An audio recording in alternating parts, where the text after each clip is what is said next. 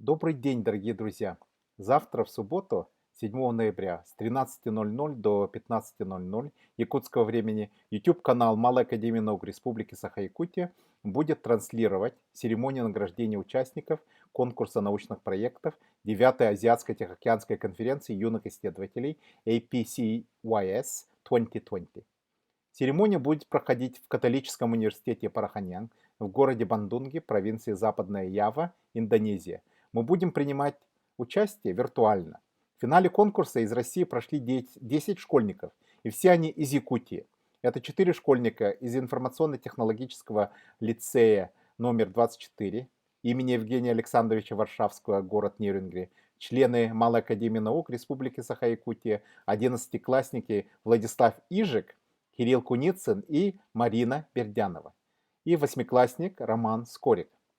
Также 5 одиннадцатиклассников из специализированного учебно-научного центра Университетский лицей Северо-Восточного федерального университета имени Максима Кирыча Аммосова, город Якутск, Николай Сипцов, Михаил Соколов, Богдан Тимофеев, Иван Казак и Дарья Местникова.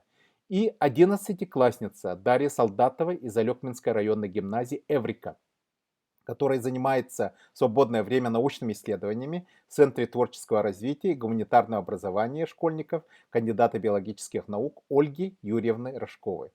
Научные проекты наших школьников вместе с сотнями работ школьников из 20 стран мира оценивали 15 профессоров из известных международных центров науки. Завтра мы узнаем, как они были оценены уважаемым международным жюри.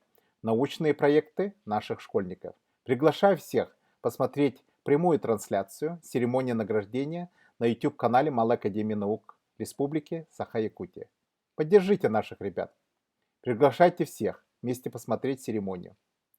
Кстати, подпишитесь на наш YouTube-канал. На YouTube-канал Малой Академии Наук Республики Саха-Якутия. Помогите нашим ребятам показать свои работы всему миру. Это поможет им в создании портфолио и цифрового профайла, что очень полезно для поступления в вузы в России и за рубежом. Спасибо большое.